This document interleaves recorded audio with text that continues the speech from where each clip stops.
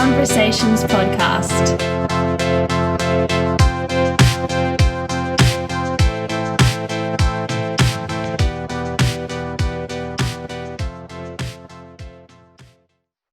Hi, thanks for tuning in. My name is Fatih and I'm the host of the Conversations podcast powered by All Graduates Interpreting and Translating Services. I really hope you're enjoying our podcasts. Please make sure to subscribe to our channels. You can find us on YouTube, Apple Podcast, Google Podcast, and Spotify. Now, if you have any topics you'd like me to cover, or if you have any guests you'd like me to interview, please send me an email with your ideas. My email address is fatih@allgraduates.com.au. That's Fatih, F-A-T-I-H @allgraduates.com.au. Thanks again and enjoy today's episode. Don't be alarmed. The side effect of a dry orgasm only happens to very few people. 你是不是喝多了，还是嗑药了吗？谁说的谁的？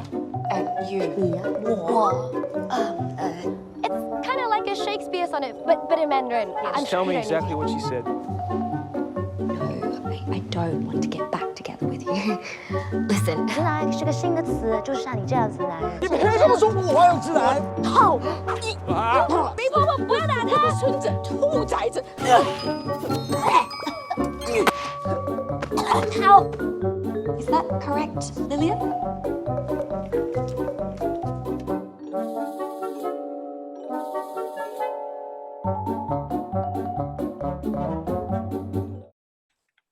Hello, everyone, and welcome to another episode of Conversations podcast.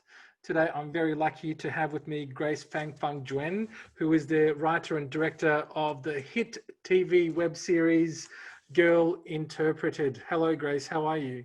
Hello, Fatik. Thank you for having me. Thank you so much for coming on today, and it has been a great pleasure just speaking with you over the last week and trying to find a time to meet up. And thank you so much for being so approachable. Not a problem at all. Yeah. Look, I know I'm very familiar with Girl Interpreted, and I've been watching it excessively over the last week or so in preparation for this interview. Can you tell me a little bit about Girl Interpreted and what it's about and who Lillian is, and introduce us to Lillian a little bit? Sure, of course. So Girl Interpreted, that was my mom trying to break in. Hi, Mom. So Girl Interpreted is a bilingual comedy web series. We have 5 episodes in total. Each episode, it's a standalone interpreting scenario. So the whole series actually revolves around this Mandarin interpreter whose name is Lillian. She's obviously sort of like a newbie interpreter, a rookie, trying to learn her ropes, coming across different language and culture challenges along the way. Very good. And I found her very, very relatable as well, being an interpreter. And did you draw? Is Lillian you? I would say that lots of the scenarios, almost like I would say 4 out of the 5 scenarios depicted in the series, I have actual real life experience working in those sectors. You know, for example, working with the police, working with doctors, you know, in the community. But I have to say that obviously I would like to consider myself a professional interpreter who comply with all the code of conduct. Yes. Yeah. I think it's sorry. Because I think it's a comedy, so we do have to hyper up the drama and the tension. So I would say it's a hyper version of me. I think it's important to point out here that you're also a certified interpreter. Yes. All right. So that's why I said, is Lillian you? So how was Girl Interpreted conceived? I mean, what made you decide to shoot these series? I guess it has to do with my background a lot, because I came to Australia back in 2006. I actually came here to study film and TV. So actually working in the screen industry and making my own content, it's always something that I like to pursue. But somehow, you know, after I graduated from my course, I ended up being an interpreter because I need to actually get enough points to be able to apply for migration. So I guess, you know, in that case, interpreting is like a segue for me to kind of being able to, I guess, pursue my dream in the long run. You know, this becomes a perfect, I guess, means for me to support myself, gain permanent residency in Australia. And it's kind of like, it was during that process, I thought, oh, well, you know, I think I can actually bridge these two elements and merge them together, like writing something or maybe create some content based on my experience as an interpreter. Because when we have a look at the actual videos, some moments, I mean, they're actually all very funny, and they got a lot of laugh out loud moments. Okay, and I think us interpreters, we probably would be laughing more than anyone else. I mean, they're funny all around, but us interpreters would find it extra funny because of the awkward situations that it really depicts, and we can definitely relate to being stuck in those awkward moments. Having said that, though, I don't think it's actually slapstick comedy at all because of how real it is. You can definitely see that these things can happen. And like you said earlier, for drama purposes, it is a little bit exaggerated perhaps, but they are definitely real. And all those situations that Lillian finds herself in, I mean, they're not just that they can happen, they have happened probably, right? Yeah, I'm so glad that you enjoyed the series and you found it funny, because you're certainly one of, you know, you're certainly sort of from our targeted demographic. And I think quite often it takes a very special lens or viewpoint to actually appreciate content like this, because like you said, it's not like kind of like in your face sort of like comedy where you find the comic elements from something very obvious. I sort of basically try very hard and consciously to create a world that's actually truthful for the interpreting community, from like both from like a client point of view or the interpreter's point of view, because I feel like in this subject matter, we really have something nuanced to say about it. I think it would be such a waste of material if we go for the easy and cheap jokes. That's right. You know, at times it almost reminded me of like Blackadder at its best moments. You know, it was just dark, but it was always, it was funny, but it was always pointing something out that does happen in society, that does happen within the community, and you can relate to it no matter how much you find yourself laughing. I recently read a review of the Girl Interpreted series on the Aussie magazine In Touch, and it was pointing out there how funny it was, but you got to be careful watching it because, you know, Lillian was going very much against the Aussie code of ethics. I mean, would you say, when you're looking at it from an interpreter's point of view professionally, would you say that this is like what you should not do as opposed to what you should do? Almost, I would say. And I guess the reality of a TV series, especially, this is not really a TV series, a web series, any kind of like screen production, like we sort of talked about before, just a dramatization of things. Like imagine we just depict an interpreter does everything by the books, tick all the boxes, comply all the code of conducts. I guess it will still be a show, but maybe a documentary. Yeah. So, and I also sometimes I know that you know, as a professional credited interpreter, you know, your positioning, you know, that sort of line of like neutrality, you know, impartiality, that's very important. But this is also a show that I want to point to the differences as well, because, you know, being an interpreter myself, I can clearly, I guess, perceive that sense of inequality in our society as well. I just don't really want to present, this three-way communication as a communication that actually happen all on the same level, because the power dynamic within that three people, it's huge, different from the very start. And I do really want to amplify that, I guess, to kind of like steer Lillian towards like one way or another. It's a way in for me to actually gain that sort of effect, to actually explore that further, rather than just treat them all equally, as if we're coming from the same background, we share the same cultural knowledge, which is not the case. No, you're right.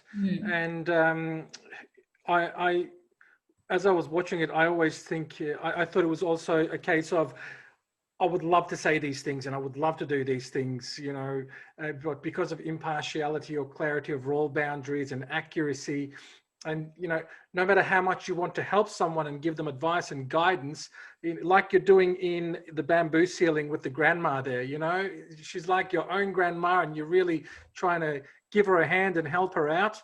But in real life, you wouldn't be able to do that. But the person within, because as interpreters, we also want to help people. It's not just a profession where you just go in and punch some numbers in and walk out. You need to, it's like, I guess, being a doctor or a nurse, in a sense that you're in it to actually help the people as well.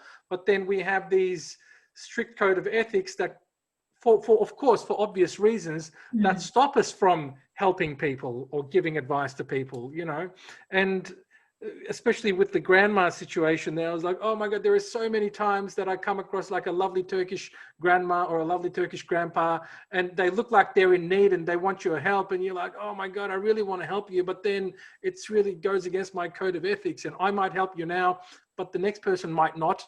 And then, you'll be disappointed. So yeah, look, I really definitely understand the dilemma between those 2 points. What are your thoughts? I mean, if you look recently, there's a lot of talk about everyone should speak English when they come to Australia. Everyone should learn English when they come to Australia. And if they don't speak English, quite harsh things are said, which I won't repeat over here. It's all good when immigration is allowed and everyone comes in, and all of a sudden your factories are full and your industry is working, your cars are built, your factories are on. But then when you don't need so much immigration all of a sudden, a few decades down the track, and now you're talking about, why don't these people speak English? They've been here for 30 years, 40 years. They've had their chance. And you even have politicians coming out on TV and saying, everyone should be speaking English. What do you think in a multicultural country like Australia? Do you think it's important to hold on to your mother tongue?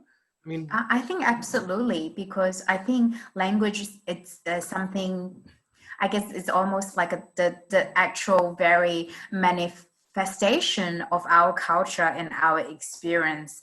So much of this, it's not sort of being able to express through a second language. And I guess when we talk about multiculturalism, inevitably we touch upon languages. The idea to force everyone to speak English, it's a very main sort of, I guess it's a very wide sort of approach to multiculturalism. And I think I am a little bit torn, because so much of my work, like as an interpreter, kind of like, it's kind of like sits in the middle. Because, for example, if everyone speaks English, we wouldn't be able to have a job to start with. But I guess what I'm trying to say, it's like, I feel like I'm someone who actually already benefiting from this flawed system. But also I would like to advocate, for, like a reverse kind of narrative around this kind of like, calling for, more attention and importance draw on different languages rather than just English. I guess from a creative sort of like a point of view, it goes the same with monolingual, like monoculture. It's just so boring and very one dimension to actually interpret things through one language and through that very kind of like default Anglo-Saxon sort of viewpoint. Yeah.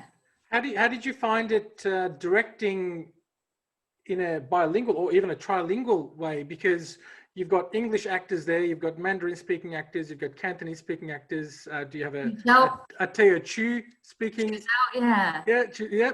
Like, how did you find it directing? And you speak all these languages? And I speak Mandarin and Cantonese. I don't have the Chuzhou knowledge. You had to call the ex-boyfriend for that. Yeah. No, not in this case, not my ex-boyfriend, but a bit of entertainment, like the ex-boyfriend Brian in, like, you know, for urologist. Yeah. So he's actually I'm actually not sure, but anyway, he's kind of like related to one of our cast members. That's how we got him to be on board. So he's not like professional actor. Or even the old granddad, he's not a professional actor. It's just because this language is so rare that we just couldn't really get someone who's got professional credit, who's in the space, already doing acting and also speak that language. Well, so I thought they both did very well, especially the grandpa there did extremely well. We've been through a few rehearsals, and then initially, before we find a voice for an ex-boyfriend, we thought, oh, this is so hard. Maybe we get someone else who speaks Cantonese, try to learn the language. And then I still remember the first rehearsal was such a nightmare because you have so many like amateur actors and voice actors not sure what this episode is about, and then they came into my place and we tried to rehearse that scene, and I tried to explain to them actually what happened in this scene. It was very messy, and then we have to learn the language. So that's one of the challenges. It's already very awkward for an older gentleman to be talking about having his prostate checked, and then talking about acting or playing to have your prostate checked must add like another level of awkwardness on top of that, and the gentleman doesn't know what's going on around him, and then you've got all the crew members around him. I think he did very, very well. I thought he was a professional actor, so you're telling me that he's not. Oh, so. That's great. Yeah, we got lots of positive feedback about his acting. Maybe it opens another door for him. Maybe that's right. Now I want to ask you the technical side of things. When we look at the episodes, they look very, very professional. And we know that you're a filmmaker, and of course we expect a certain standard from you. But I mean, can you tell me a little bit about your crew? Who did you work with? And Sure. It doesn't look like it's shot very cheaply. Was there some kind of a body that provided you a little bit of funding? Yes, we received support from Film Victoria, AFTRS, and Screen Australia. So we actually got the production fund from them. So what happened was that I participated in a few different sort of initiatives that run collectively by AFTRS and Film Victoria, and then later on it's called Talent Camp. Later it was on a state level first, and then I applied for another one, which is national level. And we did a workshop and etc. and did a sort of a submission, and it was selected. So we have a bit of money first to ready, I guess, enough money to make one episode at that time. And I probably have the scripts ready for 3 episodes. But I think that was the time when I met lots of my peers, and in particular, like our EP for the program, whose name is Stuart Menzies. He's like quite an experienced filmmaker, producer. So he suggested us to me and and our producer Nikki Tran, who's of a like Chinese Vietnamese background, but she was like, you know, she grew up in was born in Australia. So we have different type, different Asian perspectives, different lens to this series as well. So then later on, we realized that we, rather than just make one episode, we really want to make more episodes that can allow us to actually produce one series at a time. So we waited and went through like a more kind of like rounds of application, and finally, we were lucky enough to secure the production fund from Screen Australia. Yeah. And did you find that connection, that collaboration of having an Australian, Chinese, Vietnamese producer helpful? Yeah, definitely. And I think any sort of screen product, I think this may sound obvious to anyone, but like it's not a solitary journey. Like even during the writing part, you kind of like need lots of sounding boards and bounce idea back and forth. I've ran through so many different passes, and then later on, when it comes to obvious part during pre-production, production, and post-production, it's not humanly possible to do it all on your own. So I'm very lucky and feel very privileged to be able to work with like a pool of different talents. They all have their own sort of, kind of like own specialties and professional sort of knowledge to actually bring to the project. And yeah, I think that's very helpful. And because I think, even though studying film at uni and etc., English is still not my first language. Like when we go through lots of different applications and during like for script rewrites and stuff, I also feel like it feels very supportive. Like if, I can work with people whose first language is English as well, to just have that safety net around me. Yeah. Well, I just have to congratulate all of you. It looks like it's been a wonderful journey, and the product that you all have produced is just lovely and it's beautiful. I want to ask you then, I mean, it sounds like a lot of work goes into this, and when we click on the actual video, it's a 5-minute video, and some of us might think that, oh, this might take 5 minutes to make. How much work actually goes into making one episode?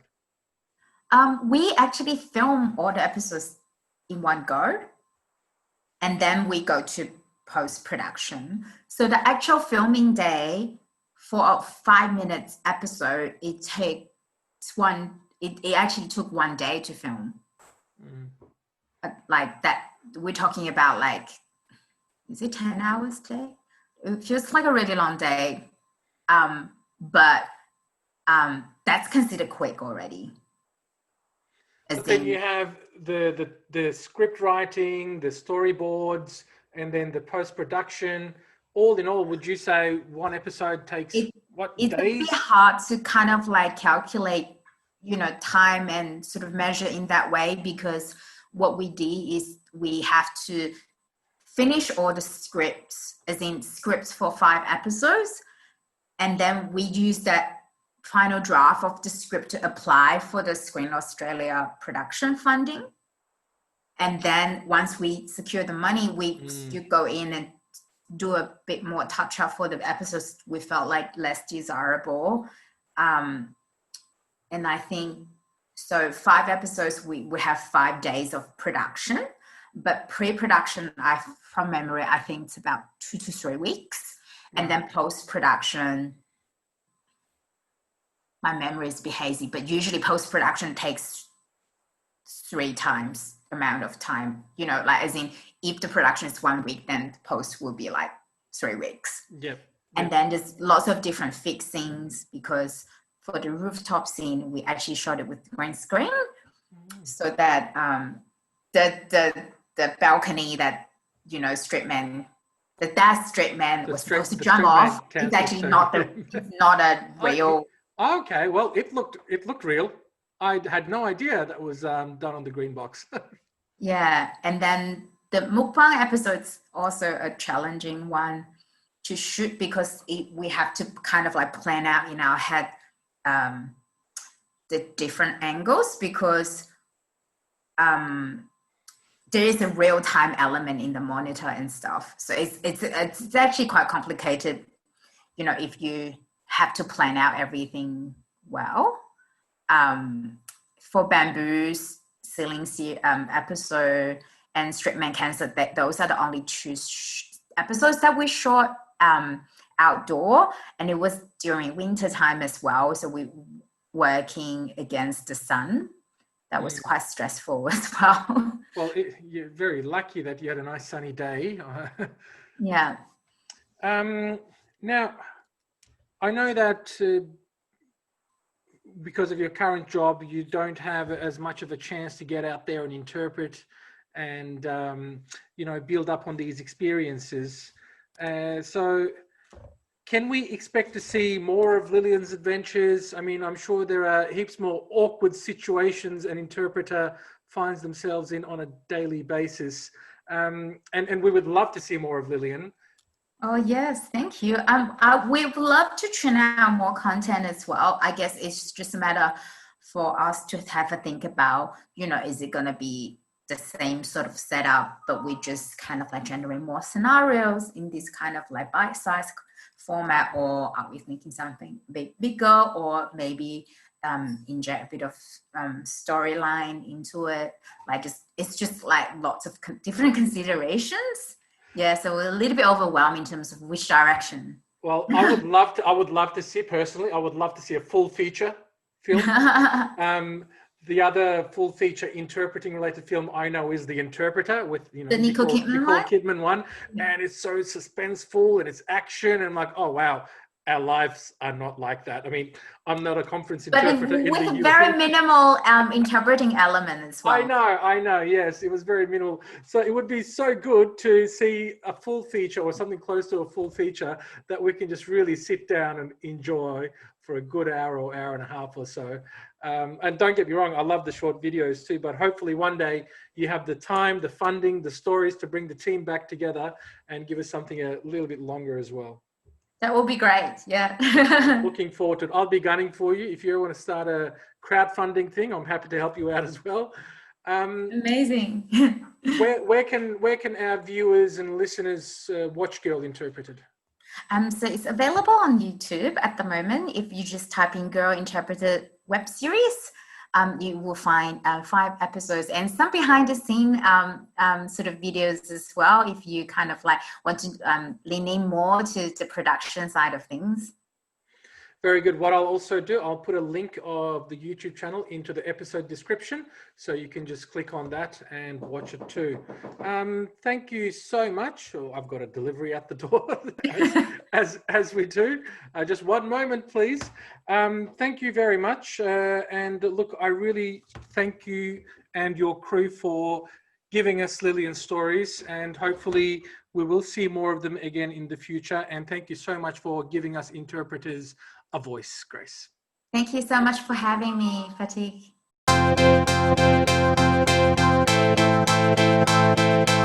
All Graduates Conversations Podcast.